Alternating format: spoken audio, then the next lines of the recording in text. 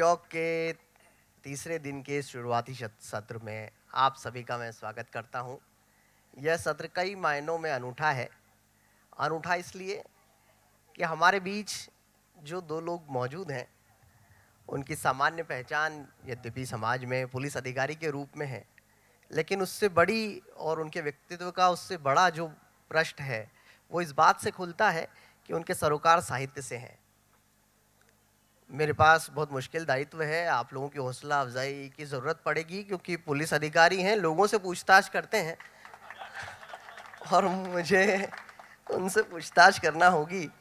तो थोड़ा सा घबराया सा हूँ।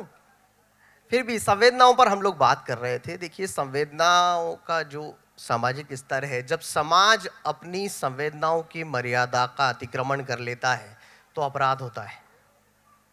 जब हम अपनी संवेदनाएं छोड़ते हैं तो आपका रोल शुरू होता है। और पुलिस, जिसको सामान्य रूप से हम लोग, मैं कई बार व्यंग में कहता हूँ आप दोनों से माफ़ी के साथ, कि पुलिस से ज़्यादा संवेदनशील कोई नहीं होता। जब हम सड़क पर चलते हैं तो रुककर आपसे वही पूछते हैं कि आपने गाड़ी का इंश्योरेंस कराया कि नहीं।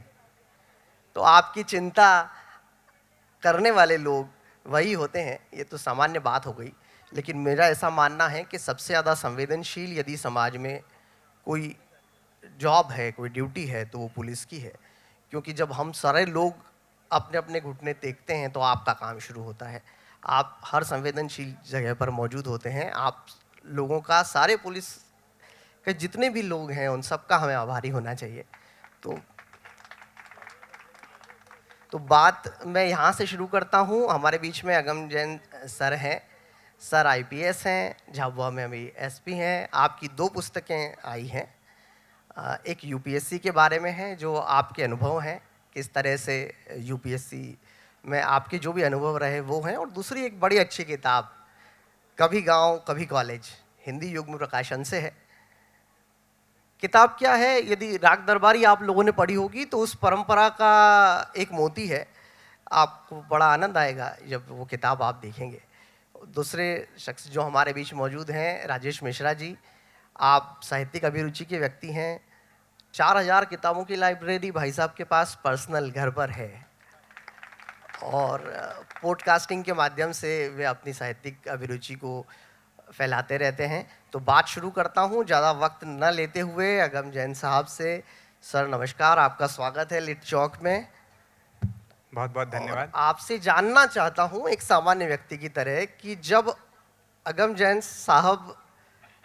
साहब नहीं थे, आईपीएस नहीं थे, तब की संवेदनाओं में और आईपीएस हो जाने के बाद की संवेदनाओं में क्या कोई परिवर्तन आता है? कि सबसे पहले तो जैसे व्यास जी थोड़े घबराए हुए थे प्रश्न पूछने से, हम लोग भी पूछते हैं जवाब नहीं देते हैं, तो हम भी थोड़े घबराए हुए हैं कि पहली बार हमें जवाब देने का जवाब से सामना करना पड़ रहा है। लेकिन जो आपने प्रश्न पूछा है बहुत ही इम्पोर्टेंट है कि जब मैं तैयारी कर रहा था या जब हम चीज़ों को बाहर से देखते थे तो हर चीज़ में हमें शिकायत दिखती थी या ऐसा लगता था कि और अच्छा होना चाहिए, हर चीज़ में और अच्छा हो सकता है, या जो लोग वहाँ पर बैठे हुए हैं शायद वो काम नहीं कर रहे हैं। ऑफिस 12 बजे आते हैं, 1 बजे खाना खाने चले जाते हैं, 4 बजे वापस आते हैं और 5 बजे फिर से चले जाते हैं। तो ऐसा उस समय मुझे लगता था और पढ़ते भी थे इस तरह की चीज़ें। लेकिन जब विभाग में आए या जब नौकरी में आए तब ये चीज़ें समझ में आई कि सब लोग ऐसे नहीं हैं। कुछ एक हो सकते हैं कि वो ऐसे भी हों कि बहुत कम काम करते हैं, लेकिन अधिकतर लोग ऐसे हैं जो बहुत मेहनत से काम कर रहे हैं, रात में भी काम कर रहे हैं। ख़ास तौर से पुलिस विभाग, आप लोग जानते ही होंगे, कभी कभी आपको रात में भी सायरन सुनाई देता होगा, या रात में भी कहीं जहाँ कोई नहीं मिलता है वहाँ पुलिस वाले दिखाई देते होंगे।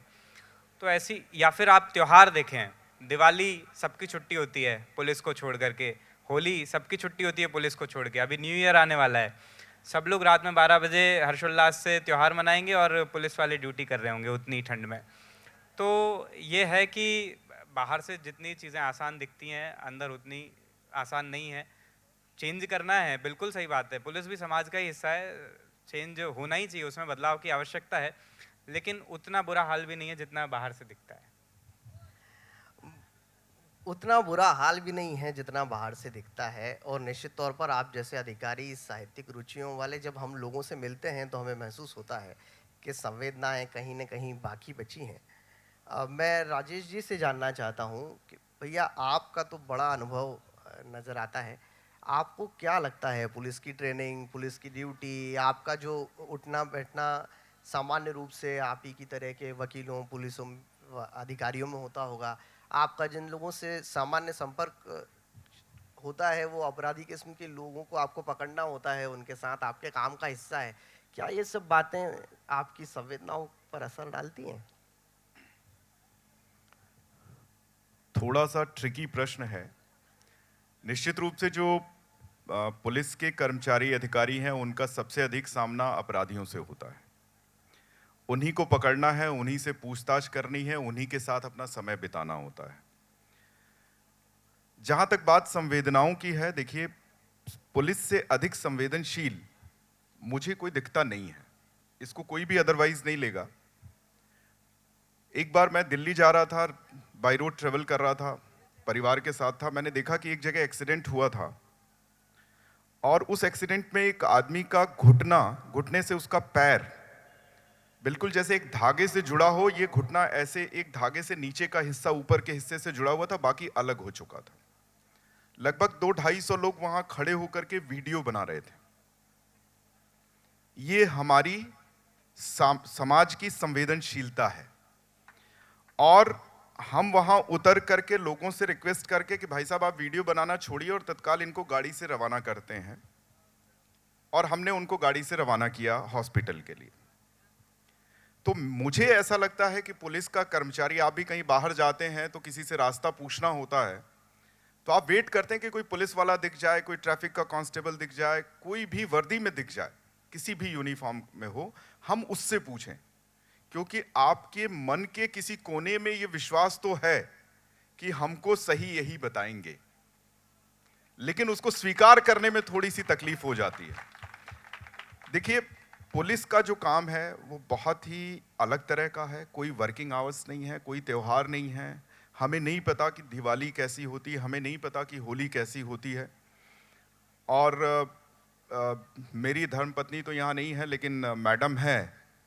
तो हम लोग अक्सर शादियों में, किसी त्योहार में, किसी के जन्मदिन में अगर कोई आमंत्रित करता है तो इन लोगों को भी ये लगता है कि हम किसी बॉडीगार्ड के साथ ही जा रहे हैं, क्योंकि यूनिफॉर्म में एक आदमी बगल में चल रहा होता है। चेंज करने की भी फुर्सत नहीं होती है। ये हमारे साथ समस्याएं हैं। अब रही बात संवेदनशीलता की, मैं उस मुद्दे पे आता हूं। एक हॉस्पिटल में जब आप जाते हैं तो एक डॉक्टर से कहते हैं कि डॉक्टर साहब थोड़ा सा जल गया है, इसको जल्दी से देख लीजिए। हर अटेंडेंट को लगता है कि उसका पेशेंट इंपॉर्टेंट है, लेकिन डॉक्टर को लगता है कि उससे गंभीर मरीज वहां पर एडमिट है जिसका ट्रीटमेंट उसको करना है और उसकी जान बचाना जरूरी है। यही हाल पुलिस का होता है कि थाने पर एक आदमी बैठा हुआ है, 3 लोग एक साथ रिपोर्ट करने गए हैं, तो एक की सुनवाई होती है, 2 की नहीं होती है। 2 को थोड़ा सा विलंब होता है, तो वो जो विलंब होता है उसके लिए दोषी पुलिस हो जाती है। तो पुलिस ऐसी दोषी है नहीं। उसकी जो समस्याएं हैं, उसकी जो कठिनताएं हैं, उसका जो मार्ग है वो थोड़ा सा कठिन है। उसमें मैनेज करना, उन्हीं लोगों से बात करना। अगर किसी को कह दिया जाता है 5 मिनट वेट कर लीजिए, तो अरे आपकी ये ड्यूटी है, आपको ये करना चाहिए। मैं गुजारिश करूंगा, जिसको लगता है कि पुलिस अच्छा काम नहीं कर रही है, वो किसी भी पुलिसकर्मी के साथ जो ठीक ठाक काम कर रहा हो 24 घंटे बिता लीजिए। तब आपको समझ में आएगा कि उसके लिए कोई वर्किंग आवर्स नहीं है, उसके लिए 24 घंटे भी कम पड़ते हैं। 24 घंटे यूनिफॉर्म में वो काम कर रहा होता है। तो पुलिस में संवेदनशीलता बहुत है, और उसके लिए जरूरी नहीं है कि आप साहित्यिक फील्ड में हो। देखिए, पुलिस के जो लोग हैं, अगर उनको अपनी संवेदनशीलता बचाए रखनी है तो उनका जो अपना शौक है, पढ़ने का हो सकता है, लिखने का हो सकता है, घूमने का हो सकता है, गार्डनिंग का हो सकता है, कोई भी शौक हो, उस शौक को अगर वो जिंदा रख लेता है, अपनी हॉबी को वो बचा लेता है, तो आजीवन वो संवेदनशील बना रहेगा। बहुत अच्छी बात भैया ने कही। जब भैया बात कर रहे थे तो मुझे राहत साहब का एक शेर याद आ रहा था कि रात की धड़कन जब तक जारी रहती है, सोते नहीं हम, जिम्मेदारी रहती है। ऐसी जिम्मेदारी उठाने वाले हमारे पुलिस के साथी हमारे साथ हैं। अगम जैन साहब से जानना चाहता हूँ, एक उनका जो उपन्यास है मैंने पढ़ा, जिस तरह का चरित्र चित्रण है, यदि आप लोगों में से भी किसी ने पढ़ा होगा तो आप देख पाएंगे उस बहुत बारीक बुनाई है। जब आप विवेक को देखते हैं, जब आप सुरभि को देखते हैं, जब हम चिलोटा जी करके एक चरित्र है जो थोड़ा सा गड़बड़ सा है, जब उनका चरित्र चित्रण देखते हैं तो सामान्य से थोड़ा अधिक बारीक बुना हुआ दिखता है। तो सर, क्या पुलिस ट्रेनिंग की वजह से ये बारीकी नजर में आती है? ऐसा पता नहीं, हो भी सकता है, लेकिन मेरी जो लिखने की शुरुआत है वो ज़रूर ट्रेनिंग से जुड़ी हुई है। उसकी छोटी सी कहानी है जो मैं बताना चाहूँगा कि जब हम लोग मसूरी में ट्रेनिंग कर रहे थे, मसूरी में IAS, IPS, IFS सब एक साथ ट्रेनिंग करते हैं। तो एक बार लेखन कंपटीशन था, उसमें एक टॉपिक दिया गया जिस पे आपको व्यंग लिखना था, व्यंग या थोड़ा सा हंसी मजाक में लिखना था। टॉपिक ये था कि यदि आपको IAS या IPS बनने के बाद में एक राज्य मिला है, जैसे मुझे मध्य प्रदेश मिला है और मुझे वो पसंद नहीं आ रहा है, आपको दूसरा राज्य चाहिए, जैसे कोई तमिलनाडु वाला है, स्वाभाविक है उसे तमिलनाडु या कर्नाटक जाना होगा, तो उसका एक तरीका ये है कि आप उस राज्य की कोई लड़की यदि आपको पसंद हो तो आप उससे शादी कर लीजिए। तो सरकार फिर इसमें छूट देती है कि क्योंकि दोनों पति पत्नी इतना दूर नहीं रह सकते हैं तो आप एक राज्य में शिफ्ट हो सकते हैं। तो टॉपिक ये था कि आपको अपना राज्य चेंज करना है और उसके लिए आपको एक लड़की को प्रेम पत्र भेजना है ताकि वो मान जाए। तो उसके लिए बहुत सारे लोगों ने लिखना शुरू किया। मेरे मन में नहीं था, लेकिन मैं रात में आया और फ्री बैठा था रूम पर, मैं सोचा लिख करके देखते हैं, क्या पता कुछ निकल जाए इसमें से। तो वो पहला मेरा व्यंग्य था जो मैंने लिखा और अपने मित्रों के साथ साझा किया। उसको फिर मसूरी में अवार्ड भी मिला और उसके बाद उसकी सीरीज़ बनी आगे। मतलब मैंने 10-15 उसमें व्यंग्य लिखे और हमारे जो अधिकारियों के ग्रुप्स हैं पूरे ऑल इंडिया सर्विस ऑफिसर्स के, तो उसमें शेयर किया, लोगों को पसंद भी आया। वहाँ से फिर ये जो आप बता रहे हैं अलग अलग किरदार रचना धीरे धीरे मैंने शुरू किया। बीच में एक प्रश्न मैं डाल रहा हूं सर, कि वो जो पत्र आपने पहला लिखा, तो उस कल्पना में किस राज्य की वो लड़की थी और आप इसमें कहां तक सफल हुए या असफल रहे? ये दोनों चीजें थोड़ा सा मैं अलग हट के पूछ रहा हूं सर। मेरा प्रश्न चुरा लिया भाई साहब, पहली बार देख रहे हैं आप कि पुलिस ने चोरी की है। देखिए, सफलता तो मुझे लगता है कि शायद नहीं मिली, क्योंकि बहुत सारे लिखने पड़े और उसके बाद भी कुछ उसका हल नहीं निकला। लेकिन राज्य कौन सा है तो मैं उसकी 2 लाइन आपको सुना देता हूँ। तालियों के साथ स्वागत करिए। देखिए, प्रेम और व्यंग का कॉम्बिनेशन बहुत रेयर है। प्रेम में रोमांस तो मिलता है, पर व्यंग का कॉम्बिनेशन सर ने बनाया, देखते हैं। उसकी शुरुआत ऐसी है, संकट मोचक प्रिय, मैं जानता हूं कि तुम भी ये जानती हो कि मैं तुमको जिंदगी भर जानता रहना चाहता हूं। तुम शायद समझती हो कि मैं राज्य के कारण तुमसे चिपक रहा हूं, लेकिन विश्वास मानो, ये राज्य की पोस्टिंग मेरे लिए तुच्छ है। मेरे लिए तुम ही नागालैंड हो और तुम ही केरल, तुम ही अंडमान हो और तुम ही राजस्थान। तुम्हारे बिना प्राइम मिनिस्टर ऑफिस में भी जिंदगी झंड है और तुम्हारे साथ नक्सलियों के साथ जंगल में भी हर दिन त्योहार। तो ये यहाँ से शुरुआत हुई। तो सर, अब बात यहाँ तक आई गई है तो ये भी पूछ ही लें कि आखिर आपने राज्य मध्य प्रदेश ही सिलेक्ट किया? हाँ, नहीं, मेरा तो मध्य प्रदेश ही था। ये काल्पनिक पूरी स्टोरी रही जी। बहुत अच्छा लग रहा है आपसे बात करके भैया। राजेश भैया से पूछना चाहते हैं, पॉडकास्टिंग आप लोग जानते होंगे, एक अलग तरीके की विधा है, तकनीक के साथ एक नई विधा आई है जिसमें जिस तरह से कथा कहन होता है, हम किस्सा गोई सुनते हैं, उस तरह के फॉर्मेट में कहानियाँ, कविताएं बहुत रुचिकर अंदाज में प्रस्तुत किया जाता है। राजेश भैया से पूछना चाहते हैं हम कि वायरलेस के साथ ये माइक पकड़ने का आइडिया कैसे आया है?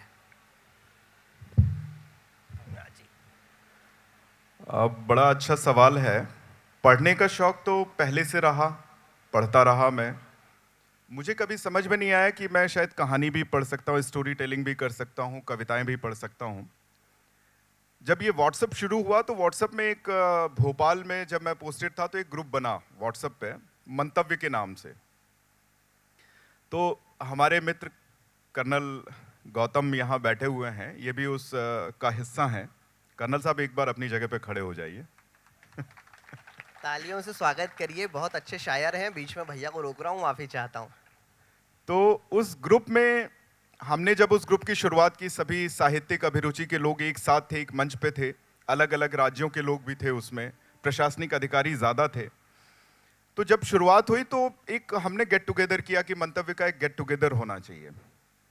उसमें मेरे हाथ में माइक दिया और कुछ कविताएं सुनाने को कहा गया, तो मैंने कुछ कविताएं एक दो अपनी लिखी, कुछ इधर से कुछ उधर से सुना दी। गुलजार साहब की एक नज्म सुना दी। तो लोगों ने कहा कि यार तुम बड़ा ठीक बोलते हो।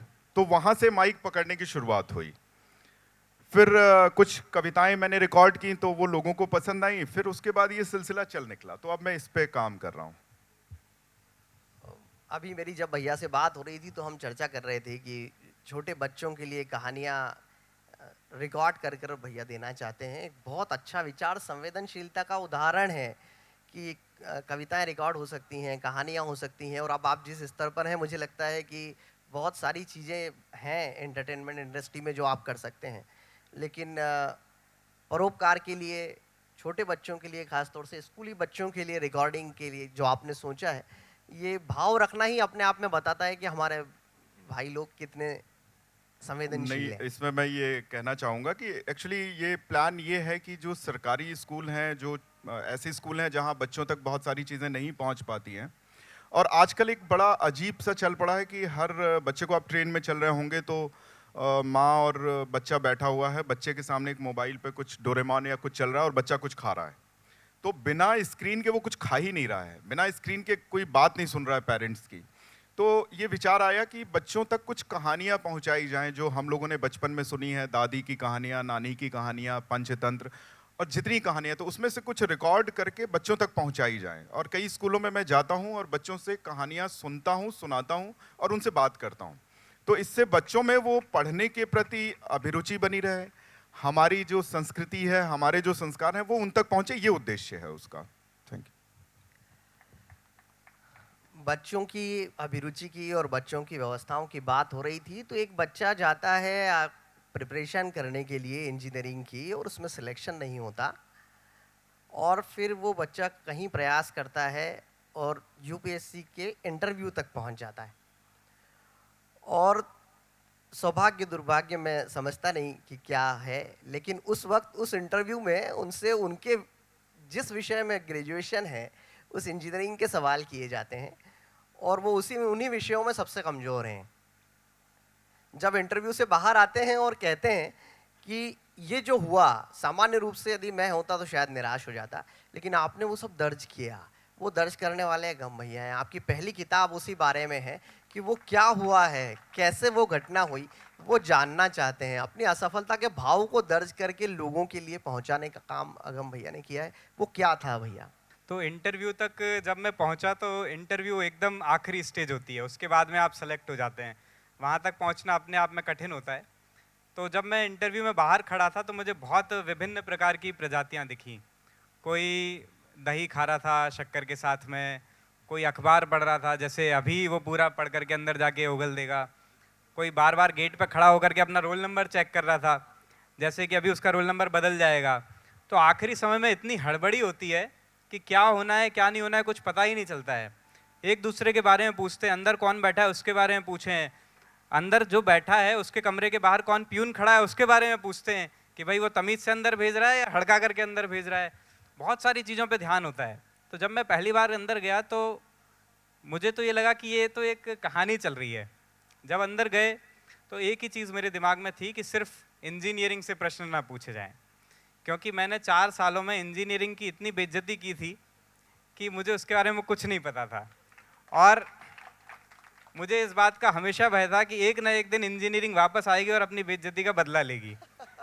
तो मैं सोच रहा था बस आज वो दिन ना हो, लेकिन क्या करते, जब अंदर गए तो शुरुआत वहीं से हुई। 5 लोग होते हैं पैनल में जो अलग अलग प्रश्न पूछने का जिम्मा होता है। पहले वाले जो थे उन्होंने पूछा, 1-2 प्रश्न मैं आपको बता देता हूँ कि दिल्ली से चेन्नई तक यदि फ्लाइट जाएगी तो उसकी जानकारी कहाँ स्टोर होगी, जो कि टेक्निकल सवाल था जिसका कुछ जवाब होता होगा, मुझे आज तक नहीं पता, मैंने वापस जानने की कोशिश भी नहीं की। और मैं वहाँ बैठा हूँ, मेरे दिमाग में चल रहा है कि शायद कोई एयर होस्टेस होती होगी जिसके पास में जानकारी इकट्ठी होती होगी। वहाँ मुझे जवाब देना और मेरे दिमाग में आ ही नहीं रहा कि मैं क्या जवाब दूँ। ठीक है, उनको मैंने मना किया, मुझे बताया गया था झूठ मत बोलना, नहीं आता हो तो मना कर देना। मैंने मना कर दिया, sorry sir, I am not able to recall. ठीक है, दूसरे के पास में जिम्मेदारी गई। उन्होंने पूछा कि पॉल्यूशन किससे ज़्यादा हो रहा है। मैंने कहा कि सर वाहनों से ज़्यादा हो रहा है। तो उन्होंने पूछा कि कौन से वाहनों से ज़्यादा हो रहा है। अब मैं फिर अटक गया। उनका मतलब था कि पेट्रोल या डीजल में से किसी से ज़्यादा होता होगा, और मेरे दिमाग में चल रहा है कि पल्सर से ज़्यादा होता है या एक्टिवा से ज़्यादा होता है। मुझे समझ ही नहीं आ रहा है कि इसका क्या जवाब देना है। मैंने फिर उनको मना किया कि सर मैं इसके आगे इस बारे में बहुत डिटेल में नहीं बता पाऊंगा। फिर तीसरे का नंबर आया, मुझे लगा ये तो कुछ और पूछेंगे।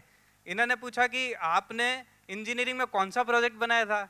अब मैं सोच रहा हूँ मैंने रेंगते रेंगते तो इंजीनियरिंग पास की है, मैंने क्या प्रोजेक्ट बनाया। मैंने कहा कि सर मैंने एक प्रोजेक्ट बनाया था, बनाया नहीं था, खरीदा था, जो अधिकतर लोग करते हैं। मैं 3,000 रुपये में खरीद करके एक प्रोजेक्ट सबमिट किया था। तो मैं बताया कि सर, मैं झूठ बोला, मैंने कहा कि सर एक फेस रिकॉग्निशन प्रोजेक्ट है सर, उसको मैंने सबमिट किया था। तो मेरे से पूछते हैं कि आपको क्या लगता है कि इसका वर्ल्ड टेक्नोलॉजी में क्या उपयोग हो सकता है। मैं कहा सर मुझे यही नहीं पता कि इसका मेरे लिए क्या उपयोग है। मैंने जैसे तैसे सबमिट किया है इसको, मैं क्या बताऊंगा वर्ल्ड टेक्नोलॉजी में इसका क्या उपयोग है। और मैं लगातार यही बोले जा रहा हूँ, sorry sir I am not able to recall. एक समय के बाद मुझे लगने लगा कि कहीं ये मेरे को बाहर ना कर दें। जैसे तैसे जब मैं बाहर आया, मेंस मेरा इतना अच्छा गया था कि मुझे लग रहा था कि मैं टॉप 100 रैंक में होऊंगा। लेकिन जब बाहर आया तो मुझे लगा कि शायद इस साल सिलेक्शन नहीं होगा। अब बैठ करके रोया जाए या दुखी हुआ जाए, क्या किया जाए। तो मैं सोचा कि सबसे पहले तो इसको लिख लेते हैं, ताकि आगे जो लोग इंटरव्यू देने जाएं उनको पता रहे कि किस किस चीज़ का ध्यान रखा जाता है। तो मैं वहाँ से दिल्ली से धौलपुर हाउस से निकल करके सीधे कनॉट प्लेस गया। वहाँ पर नेचुरल्स की आइसक्रीम ली, 2-3 ऑर्डर की और पूरा लिखना शुरू किया। और थैंकफुली तब तो सिलेक्शन हो ही गया, लेकिन उसके बाद से आज तक वो इंटरव्यू की जो ट्रांसक्रिप्ट है बहुत लोगों के काम आती है, और इंटरनेट पे कई लोगों ने उनको पढ़ा है, अब किताब में भी पढ़ रहे हैं। बड़ा रोचक सा किस्सा कहीं पढ़ने में आया, तो मैंने सोचा कि भाई साहब से बात कर ली जाए। राजेश जी, आपसे पूछना चाहता हूँ कि पुलिस की सर्विस में आने से पहले, जब आप इस सिस्टम में नहीं थे, कोई ऐसा अनुभव है जो पुलिस को लेकर आपको याद है, अच्छा बुरा कुछ भी? देखिए, मैं तो भूल गया था कि मैं यहाँ आपके सवालों के जवाब देने के लिए बैठा हूँ। जिस हिसाब से अगम जैन साहब ने किस्सा गोई शुरू की थी, तो मैं उसमें बह गया। तो सबसे पहले तो एक बार अगम जैन साहब के लिए जोरदार तालियां बजाइए कि लग ही नहीं रहा था कि हम किसी पुलिस अधिकारी से बात कर रहे हैं, एक मजे हुए व्यंग्यकार से बात कर रहे हैं, ऐसा लग रहा था। बिल्कुल ठीक। तो मैं भूल गया था। अब मैं फिर वापस लौटता हूँ। जब मैं इलाहाबाद में यूपीएससी की तैयारी के लिए गया, तो वहाँ मैंने देखा कि बहुत सारे सीनियर्स मेरे ऐसे थे कि एक ने बुलाया कि राजेश वो ज़रा डीडी बसु निकालो। मैं निकाला। एक साइंस के स्टूडेंट के लिए डीडी बसु थोड़ा कठिन थे, और डीडी बसु वैसे भी कठिन है। तो मैंने जब वो किताब खोली, उन्होंने कहा पेज नंबर 282 खोलो। मैंने कहा गजब। जब मैंने 282 खोला, उन्होंने कुछ बोलना शुरू किया। मैंने देखा बिल्कुल वैसा का वैसा ही लिखा हुआ है इसमें। मैं दंग रह गया। फिर उन्होंने 100 पेज बाद का पेज बोला, वो भी मैं मुड़ा। मैंने कहा कि बोले देखो ये होती है तैयारी, और तुम अगर ये कर पाओगे तो यहां टिकोगे, नहीं तो यहां से चले जाओगे। तो मैंने मुड़ के उनको जवाब दिया कि भैया मैं प्लेटो अरस्तु बनने नहीं आया हूं। मैं पहले अटेम्प्ट में सिलेक्शन लूंगा और मैं भाग जाऊंगा, जिस पद पे होगा उसी पे जाऊंगा। तो बोले तुमको क्या लगता है तुम क्या होगे? मैंने कहा मुझे नहीं मालूम, लेकिन मुझे पुलिस में जाना और हो सकता है मैं पहले अटेम्प्ट में डिप्टी एसपी हो जाऊं। ऐसा मैंने उनसे कहा। 24 घंटे के चक्र में एक बार आपकी जिह्वा पर सरस्वती जी विराजमान होती हैं, और वो उस समय हुई थी, ये मुझे आज तक मालूम है। तो मैंने फर्स्ट अटेम्प्ट में ही सारे इंटरव्यू दिए, नीचे से ऊपर तक, और यहां सिलेक्शन लेके आया। सिलेक्शन के पहले हमारे उन सीनियर का एक वो आया, पुलिस वेरिफिकेशन। तो जो आपने पुलिस का किस्सा कहा जी, तो उस पर मैं आ रहा हूं। तो जब पुलिस वेरिफिकेशन आया, तो पुलिस वेरिफिकेशन हो गया, उन्होंने साइन वाइन कर दिए, सब कुछ हो गया। फिर वो जो दीवान जी आए थे, उन्होंने मुस्कुराते हुए कहा कि भाई आपका तो सिलेक्शन हो गया है। तो इन्होंने कहा हाँ। तो बोले कुछ मिठाई विठाई हो जाए। तो हमने घर से जो है तिल के लड्डू आए थे, हम लोग वही खाते थे, घर से जो मिठाई आ गई। तो ये पहला एक्सपीरियंस इस तरह का था। तो उनको वो लाके दे दिया गया, उन्होंने खाया, बोले कुछ मिठाई विठाई, तो मुझे लगा ये नमकीन तो है नहीं। हमने कहा यही मिठाई है, तो बोले हम अपनी गाड़ी से आए हैं। तो भाई साहब बड़े समझदार थे, उन्होंने डीजल पेट्रोल का खर्चा दे दिया। तो मुझे समझ में आया कि यार ये क्यों ऐसा करते हैं। जब मैं नौकरी में आया, ये एक्सपीरियंस मैं इसलिए शेयर कर रहा हूं कि आपका पासपोर्ट वेरिफिकेशन और पुलिस वेरिफिकेशन और बहुत सारी चीजों में इस तरह की शिकायतें लोग करते हैं। जब मैं यहां आया तो समझ में आया, उस जमाने में नौकरी की शुरुआत में इतना पुलिस के पास साधन संसाधन नहीं होते थे, लेकिन अब सारी सुविधाएं हैं, सारे साधन संसाधन हैं और अब सारी चीजें फ्री हो रही हैं, कहीं कोई समस्या नहीं है। तो अब अगर आपसे कोई मिठाई मांगे तो घर में जो मिठाई हो वही दीजिएगा। बड़ा संदेश भाई साहब ने दिया है हमें, राजेश भैया ने, कि घर में जो मिठाई हो वही मिठाई दें। तो मैं घर से बात एक आई है, बड़ी क्षमा के साथ कहना चाहता हूँ कि पुलिस वाले जो हमारे साथी हैं वो असंवेदनशील खुद के प्रति बहुत ज़्यादा होते हैं, ऐसा मैं देखता हूँ। एक सिस्टम है, उस सिस्टम में कुछ मशीन की तरह काफ़ी सारे मित्र हमारे हैं, वो 12-12 घंटों की नौकरी, परिवार की तरफ ध्यान नहीं। मुझे वो फिल्म याद आ रही है, अभी बड़ी फेमस हुई, ड्रीम गर्ल। उसमें एक किरदार है पुलिस का, वो साहब भी शायरी का शौक रखते हैं और रोज नामचे में शेर लिखाते हैं। तो समाज इस तरीके से इस दृष्टि को देखता है कि जो आप लोगों की प्रतिभा है, जो काम है। तो मैं ऐसा पूछना चाहता हूँ अगम जैन साहब से कि क्या परिवार पर, आप पर और आपके व्यक्तित्व पर इस चीज़ का प्रभाव पड़ता है, जो व्यस्तता है, जो 12-12 घंटों की नौकरी है, जो कभी भी, मुझे लगता है डॉक्टर्स और आप लोग ऐसे हैं जिन्हें किसी भी वक्त कभी भी बुलाया जा सकता है, तो क्या उसका कोई प्रभाव पड़ता है? थोड़ा सा असर तो पड़ता है। जैसे मैं अभी यहाँ बैठा हूँ तो मुझे, मेरे मन में यही है कि कोई भी धरना अभी ना हो, जो भी होना है वो या तो शनिवार को हो जाए या सोमवार को, नहीं तो यहाँ से वापस जाना पड़ेगा। या किसी को ज्ञापन देना है या कुछ भी घटना होनी है तो अभी के समय ना हो, ये हम हमेशा कामना करते रहते हैं। दूसरी चीज़ ये है कि आपने कभी सुना है ऐसा कि घंटों के हिसाब से छुट्टी मिलती है? हमारे यहाँ पुलिस में होता है। हमारे कल ही एक हमारे थानेदार, यहाँ पे टीआई बोलते हैं, वैसे एसएचओ जो होते हैं, जो थाना इंचार्ज होते हैं, बोले कि सर 2 घंटे के लिए जा कर के वापस आना है, 2 घंटे की छुट्टी चाहिए, 1 घंटे की छुट्टी चाहिए। इस प्रकार भी छुट्टियाँ होती हैं। और कारण आप उसका जानना चाहेंगे तो बड़े बड़े कारण होते हैं। फूफा जी की डेथ हो गई, भतीजे की शादी है, ऐसे बड़े बड़े कामों के लिए जिसके लिए लोग 5-5, 6-6 दिन की छुट्टी लेते हैं, तो वो घंटों में निपटा करके आते हैं। और कई बार आपने भी देखा होगा, ऐसा लगता है कि जो छुट्टी मांग रहा है वो घबरा रहा है पूरा। उसको ऐसा लगता है कि मैं क्या मांगने जा रहा हूँ, कोई सामने अधिकारी से कोई ऐसी चीज़ तो नहीं मांग रहा हूँ। क्योंकि ये मतलब पुलिस में ऐसा है कि किसी भी समय कोई भी चीज़ सामने आ सकती है, तो अंदर से थोड़ा बहुत तो लगता ही है कि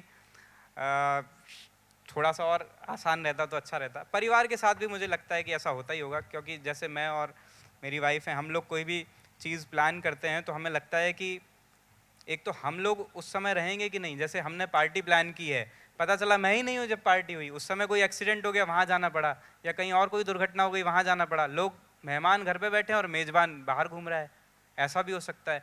या फिर ये भी हो सकता है कि यदि आप पुलिस की पार्टी रख रहे हैं तो जिन लोगों को आपने बुलाया वो आ रहे हैं कि नहीं आ रहे हैं ये नहीं पता। आपने 50 लोगों का खाना बनाया है, आए 10 लोग ही, क्योंकि बाकी लोग तो ड्यूटी पर निकल गए हैं, कहीं और चले गए हैं। तो इस तरह से बहुत स्थितियाँ ऐसी होती है जो लास्ट मोमेंट तक क्लैरिटी है वो नहीं हो पाती है। यहाँ के कार्यक्रम के लिए भी धरा मैडम और आप सब लोग पूछते रहे कि किस समय सेशन रहेगा, तो मैं शायद 2-3 दिन पहले ही कंफर्म कर पाया कि इस समय हो पाएगा, क्योंकि पहले से चीज़ों को लाइन अप करना थोड़ा सा टफ रहता है। बड़ा मैं इसमें एक बात और जोड़ना चाहूँगा कि मेरा अनुभव लंबा है। 98 में मैं सर्विसेज में आया तो लगभग 24 साल की सेवा मेरी हो चुकी है, और मैं ये मानता हूँ कि जो हमारे साथ घटता है उसमें हमको बनाए रखने में, हमारी संवेदनशीलता बचाए रखने में, हमारी जो धर्म पत्नी है, चाहे सर की वाइफ है, मेरी वाइफ है, उनका योगदान ज़्यादा होता है। तालियां बजाना चाहिए एक बार। मैं इसलिए भी ये बात कहना चाहूँगा कि मुझे नहीं याद है कि मैं अपने किसी रिश्तेदार के यहाँ, मैं अपने परिवार में, अपने खुद के घर में रिश्तेदारों की बात छोड़ दें, कभी सपत्नीक उपस्थित हो पाया हूं किसी भी पारिवारिक कार्यक्रम में लगातार 15-16 वर्षों तक। ये सिर्फ मेरी पत्नी थी, मेरी वाइफ थी, जो कि हर कार्यक्रम में मेरी जगह उपस्थित होती थी और सभी प्रश्नों का जवाब उनको देना होता था कि राजेश कहाँ है, तो राजेश नहीं आ पाया, और लोगों को लगता था कि क्या बात है वो नहीं आ पाया। यही सर के साथ भी होता है और अमूमन हर पुलिस अधिकारी कर्मचारी के साथ होता है, चाहे वो कांस्टेबल हो चाहे किसी भी सीनियर रैंक पर हो। एक सीनियर आईपीएस जो कि अब एडीजी रैंक पे हैं, उनकी मदर की डेथ हुई, वो निकले छुट्टी पर और ट्रेन में उनको फोन आता है कि उनको वापस आना पड़ेगा, कोई बड़ी घटना हो गई है। तब वो किसी जिले के एसपी थे और वो जिस स्टेशन पे, मतलब जिस स्टॉपेज के पहले फोन आता है अगले स्टेशन पे उतरते हैं, वहाँ लोकल एसएचओ एक उनके लिए टेम्पो ट्रैक्स गाड़ी उस समय चलती थी वो देता है और उससे वो अपने जिले में वापस जाते हैं और अपनी ड्यूटी कर रहे होते हैं। ड्यूटी करने के बाद नेक्स्ट डे फिर वो अपने घर जाते हैं। तो आप सोचिए कि कितनी परेशानियां होती हैं, और इन परेशानियों के बीच में हमारे साथ, हम किसी के साथ एडजस्ट नहीं कर रहे हैं, जो हमारे साथ रह रहा है उसको कितना एडजस्टमेंट करना है और हमारी प्रतिष्ठा को बचाए रखते हुए। तो ये सारी तालियां मैडम यहां बैठी हैं उनके लिए और सभी पुलिस के अधिकारी कर्मचारी के परिवार के लिए। Thank you. हमसे पूछो कि गजल मांगती है कितना लहू, मोम के जिस्म में धागे का जिगर जलता है। बहुत अच्छा अनुभव यहाँ पर भाई साहब ने शेयर किया। मैं राजेश जी से ही वापस पूछना चाहता हूँ, एक टर्म हमारे यहाँ बड़ी प्रचलित है, फिल्मों ने भी की और साहित्य में भी यहाँ वहाँ हम ऐसा सुनते रहते हैं, पुलिस की दोस्ती दुश्मनी दोनों बुरी है। क्या कहेंगे?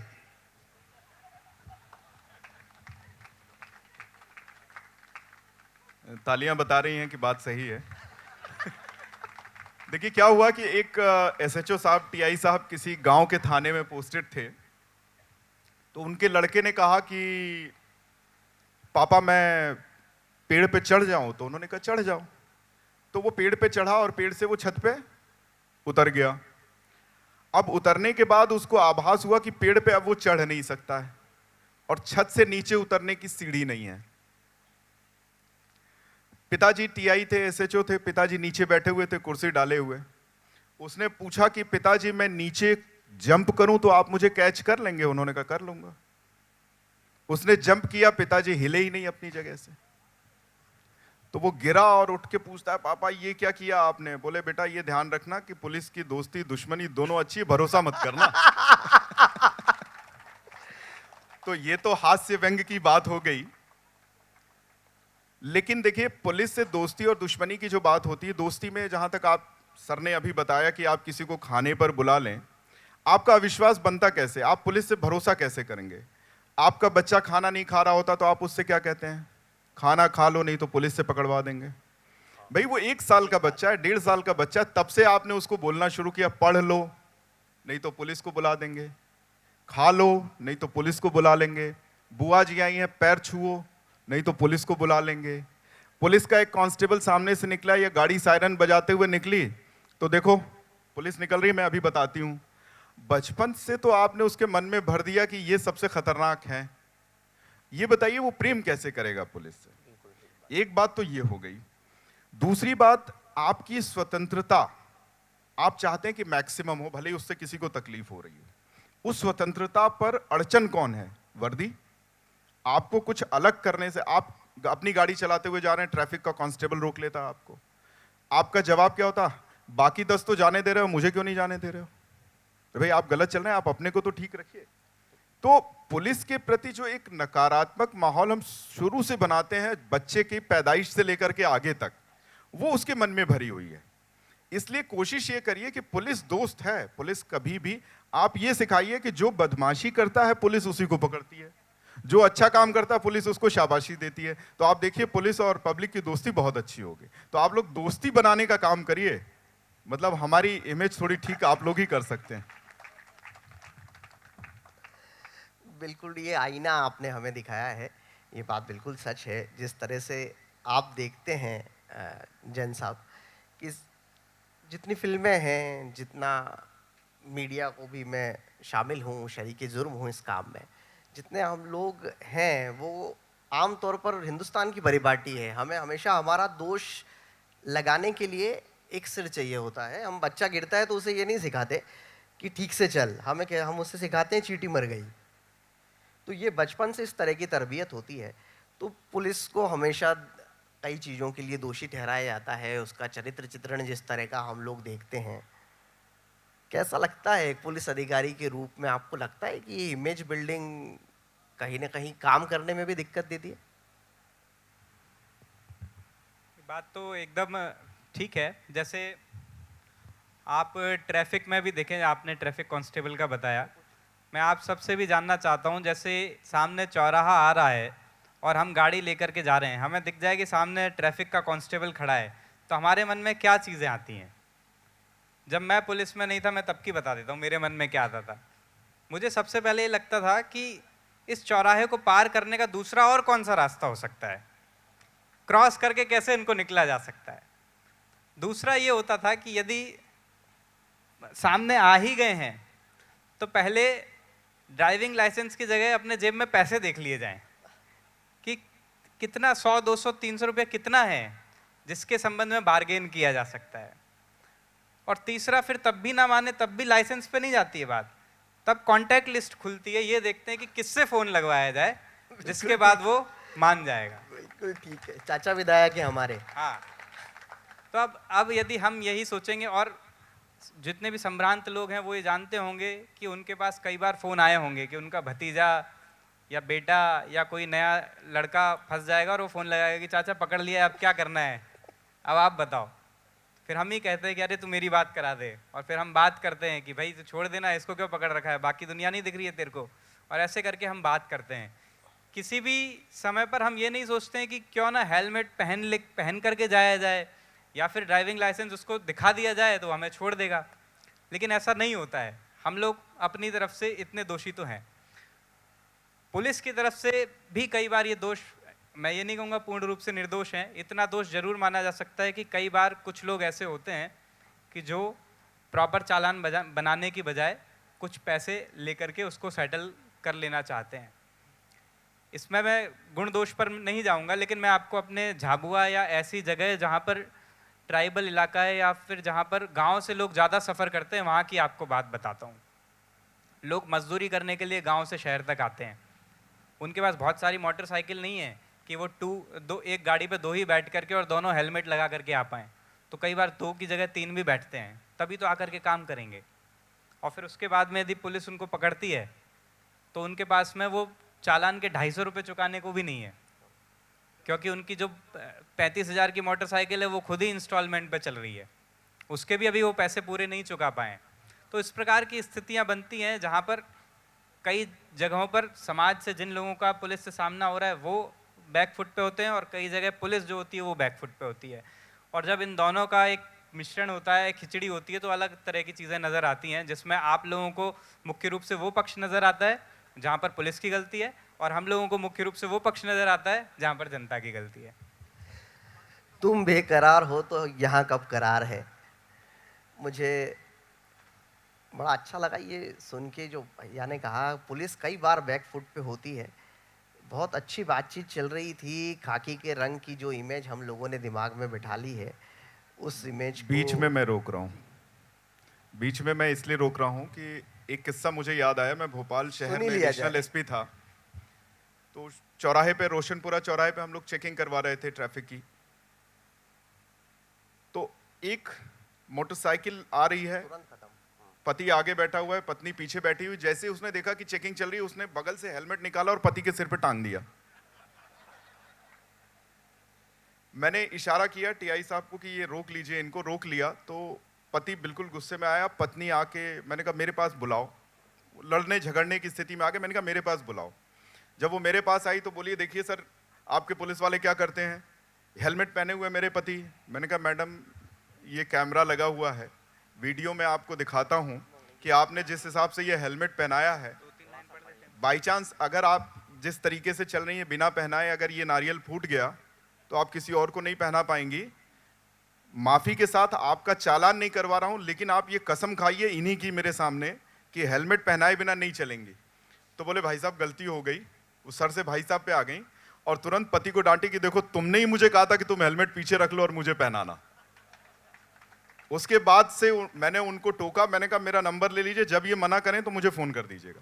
कभी उनका फोन नहीं आया, लेकिन मैं ये विश्वास करता हूं कि वो हेलमेट पहन के जा रहे होंगे। ट्रैफिक के नियमों का पालन करना इसलिए जरूरी, देखिए ट्रैफिक कांस्टेबल, ट्रैफिक की जो भी चेकिंग कर रहे अधिकारी हैं, उनका उद्देश्य सिर्फ आपके जीवन की सुरक्षा है। शासन का राजस्व बढ़ाना उनका उद्देश्य नहीं है। अगर आपके सारे कागज सही हैं तो क्या आपको अपनी जेब देखने की जरूरत है? नहीं है। तो सभी नियमों का पालन इसलिए करिए कि वो आपके जीवन के लिए महत्वपूर्ण है। धन्यवाद। रगों में दौड़ते फिरने के हम नहीं कायल, जो आँख ही से न टपका तो फिर लहू क्या है। ये खाकी की संवेदनाएं हैं। अब समय खत्म हो गया है, सूचना आ रही है बार बार। 2 मिनट में मुख्तसर में अगम जी से अनुरोध है कि अपना कुछ एक पुस्तक का अंश पढ़कर हम लोगों को सुना दें। ये जो कभी गांव कभी कॉलेज पुस्तक है, उसका एक छोटा सा 3-4 लाइनें हैं, मैं आपके सामने पढ़ देता हूँ। हिंदुस्तानियों को क्या बनना है, यह इस बात पर निर्भर होता है कि उन्होंने हाल ही में कौन सी फिल्म देखी है। लगान देखकर क्रिकेटर बनने की चाह रखने वाले दबंग देखकर पुलिस बनने की तैयारी कर लेते हैं। अब आप ये देखें कि पुलिस बनने की तैयारी भी दबंग देख करके कर रहे हैं। मुन्ना भाई MBBS देखकर डॉक्टर बनने वाले कोई मिल गया देखकर एलियन बनने का भी ख्वाब देख लेते हैं। हिंदुस्तान का युवा इतना सब कुछ बनना चाहता है कि अंत में कुछ नहीं बन पाता। उसकी स्थिति उस महिला की तरह है जो सेल में बहुत आइटम सेलेक्ट करती है और अंत में खाली हाथ घर वापस आ जाती है। बहुत बहुत धन्यवाद भाई साहब। अब 2 लाइनें राजेश जी का भी आग्रह है, तो केवल 2 भैया, एक शेर कोई सा जो आपको पसंद हो। नज्म? अच्छा नहीं, चलिए एक नज्म कर्नल समय साहब की ने कहा मर्यादा तो है, माफी चाहते हैं। गुलजार हम साहब बाद की में एक बात नज्म है, किताबें। मेरी नज्म ढूंढने में समय लगेगा। कभी गांव कभी कॉलेज किताब, हाँ ये जरूर पढ़िएगा, किताब है, बहुत यहाँ अच्छी पर है। उपलब्ध है हिंदी युग में मैं के स्टॉल पर। एक नज्म की 4 लाइनें सुना देता हूं। किताबें, किताबों पर बात आई है, गुलजार साहब की नज्म है। किताबें झांकती हैं बंद अलमारी के शीशों से। किताबें किताबें झांकती हैं बंद अलमारी के शीशों से, बड़ी हसरत से देखती हैं, बड़ी हसरत से तकती हैं। महीनों अब मुलाकातें नहीं होती, जो शामें उनकी सोहबत में कटा करती हैं, अब अक्सर गुजर जाती हैं कंप्यूटर के पर्दों पर।